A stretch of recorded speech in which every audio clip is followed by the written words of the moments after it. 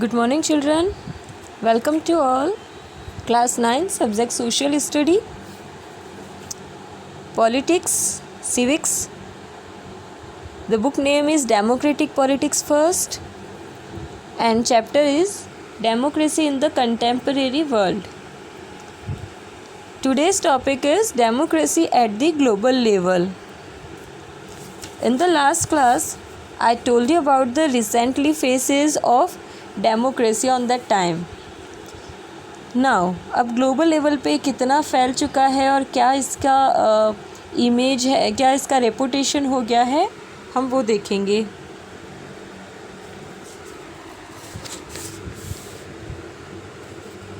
This is like dialogue writing. जैसा एक dialogue writing होता है उसके अकॉर्डिंग हम इसमें पढ़ेंगे.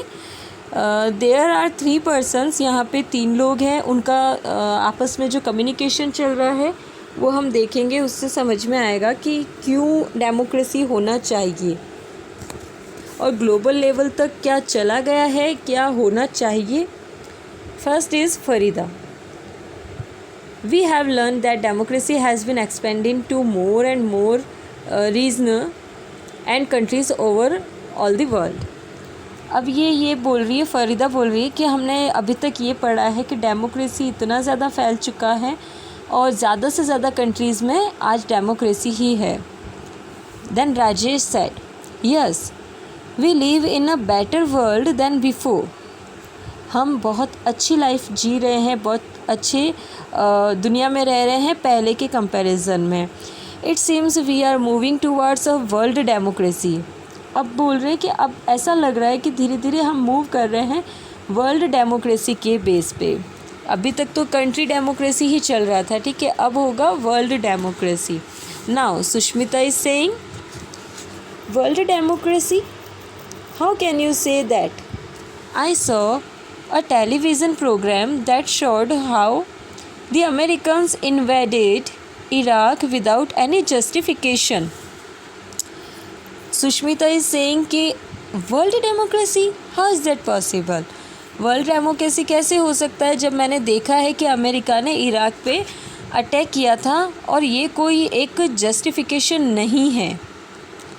The people of Iraq were not consulted at any stage. और इराक के जो पर्सन्स थे वो एग्री नहीं थे.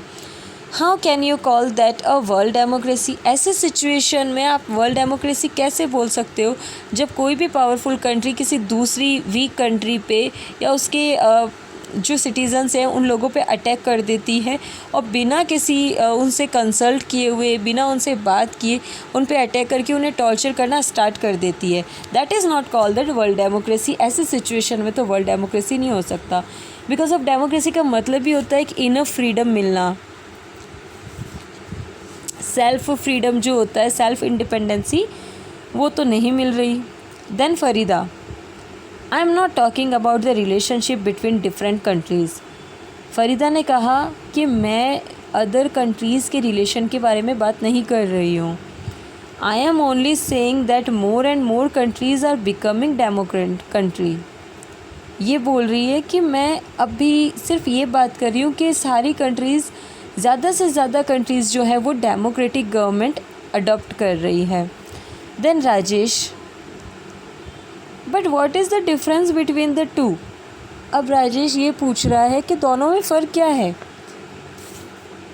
If more and more countries become democratic, isn't it obvious that the world also becomes more democratic?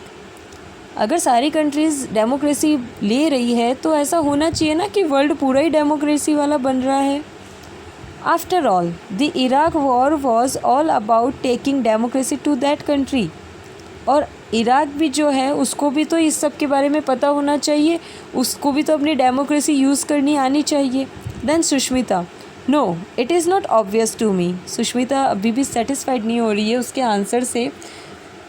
Now Singh sir, अब उनके जो टीचर हैं या जो सर हैं वो उनको समझा रहे हैं.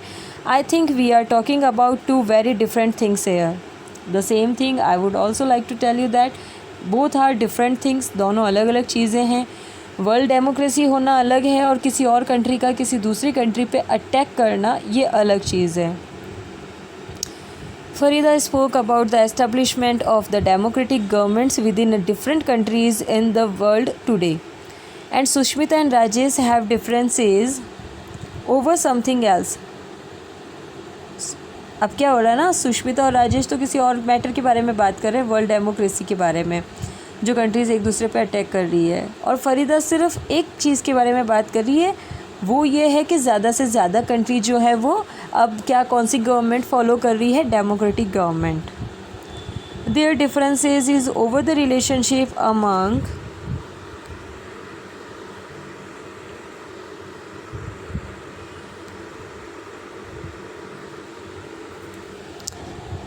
डिफरेंट जो कंट्रीज़ हैं वो डिफरेंट अपने अपने चॉइस के अकॉर्डिंग जो गवर्नमेंट की फॉर्म लेना चाहती हैं वो ले सकती हैं, लेकिन जो डेमोक्रेसी वाली ले रही है तो वो तो डेमोक्रेटिक हो गई और ज़्यादा से ज़्यादा अभी यही चल रहा है। लेकिन इन सब के रिलेशंस आपस में अलग अलग होते हैं। इट्स नॉट मीन अगर एक कंट्री डेमोक्रेटिक है या दोनों कंट्री आपस में डेमोक्रेटिक है, इट्स नॉट मीन कि उन दोनों के बीच के रिलेशन भी अच्छे या सेम होंगे। इट इज़ क्वाइट पॉसिबल, ये शायद हो सकता है। Rajesh, that the rulers of a country who are democratically elected their people may want to dominate over other countries. अब कुछ ऐसे कंट्रीज़ भी होती हैं जो बहुत पावरफुल होती है, वो क्या करती है, डोमिनेटिंग नेचर की होती है। डोमिनेटिंग नेचर क्या होता है ना, डोमिनेटिंग नेचर होता है जो अपनी विश के अकॉर्डिंग आपको फोर्सफुली कोई काम करवाए, या आपको जो आप अपनी लाइफ को चला रहे हो, सर्वाइव कर रहे हो, उसको डोमिनेट करे, उसको प्रेस्टराइज करे, आपके साथ ज़बरदस्ती करे, आपको कंपेल करे, उसके लिए कंपेल मतलब मजबूर करे कि आप ये काम ऐसे करो। समटाइम्स होता है ना, जनरली अक्सर होता है, क्लास में टीचर्स भी बोल देते हैं you are not ready to read, you are not in a mood of study, आप अगर पढ़ने के मूड में नहीं, और कई बार टीचर बोल देते हैं नहीं आज तो पढ़ना ही पड़ेगा।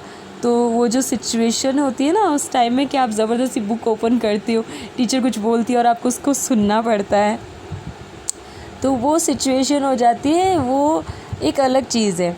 ये यही कह रहे हैं, that is called the dominating nature. कुछ पर्सन्स भी होते हैं जो आपको फोर्सफुली कहते हैं नहीं तुम्हें तो ये करना है, तुम्हें ये करना है, तुम्हें ये नहीं करना है, तुम्हें वो करना है, ऐसे वैसे। तो ये जो सिचुएशन होती है that is called the dominating nature. तो कुछ ऐसी कंट्रीज़ होती है जो दूसरों को क्या करती, कंट्रोल करने का एफ़र्ट करती है, कोशिशें करती है। Sushmita, yes sir, that is exactly what happen in the case of the war on Iraq. Iraq में भी यही सिचुएशन हुई है।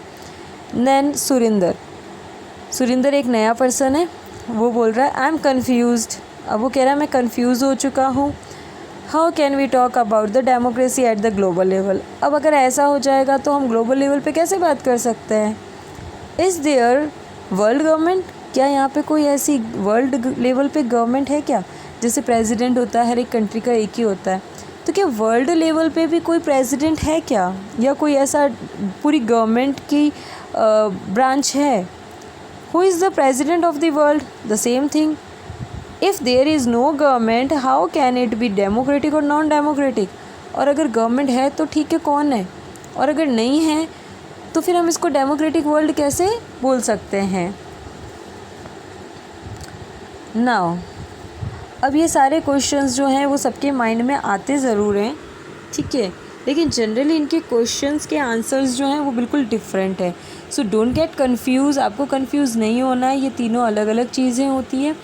डेमोक्रेसी अलग है, मीन्स आज़ादी, ठीक है, पब्लिक अपने चॉइस से एक लीडर को इलेक्ट करेगी और वो इलेक्ट क्या करेगा, पब्लिक की विश के अकॉर्डिंग ही उन पे रूल करेगा, कंट्री को गवर्न करेगा, गवर्नमेंट बनती है, ठीक है। अब इसमें भी होता है डायरेक्ट और इनडायरेक्ट। एक तो होता है डायरेक्ट जिसमें पब्लिक अपने डायरेक्ट जो लीडर है, मेन हेड है, उस पर्सन को इलेक्ट कर लेगी, जैसे प्रेसिडेंट है, और वो प्रेसिडेंट कुछ पर्सन्स के साथ, ऑफिसर्स के साथ मिलके क्या करता है, लाइक अ डिक्टेटरशिप, एक ग्रुप बना के और रूल करता है, पूरी कंट्री पे रूल करता है, मतलब कंट्री को गवर्न करता है। कई बार होता है पार्लियामेंट्री सिस्टम होता है, पब्लिक की तरफ से लोग इलेक्ट होके आते रहते हैं इनडायरेक्टली एंड डायरेक्टली, तो धीरे धीरे रिप्रेजेंटेटिव्स इलेक्ट होते जाते हैं, एक टीम बन जाती है, एक पूरी गवर्नमेंट बन जाती है जो डेमोक्रेटिक रूल्स को फॉलो करते हुए, कॉन्स्टिट्यूशन के जो लॉ हैं उनको अप्लाई करते हुए क्या करती है, कंट्री पे रूल करना या कंट्री को गवर्न करना स्टार्ट कर देती है। It's all about that.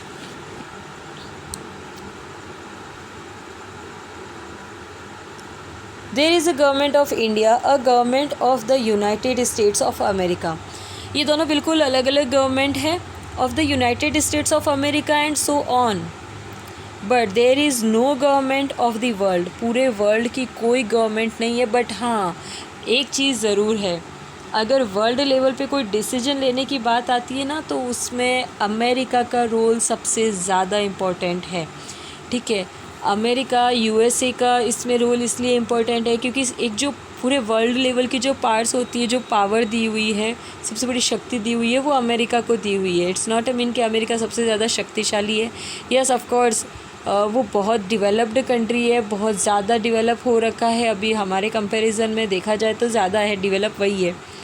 India तो अभी बहुत डेवलप के मैटर में काफ़ी पीछे है, डेवलपिंग कंट्री में काउंट होता है अभी भी, somewhere sometimes.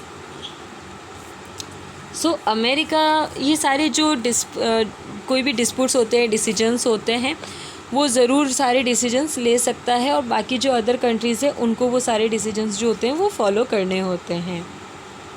In the next class, I will make you explain about the Surinder's question and the teacher's explanation to them. Till then, take care of yourself. Thank you everyone.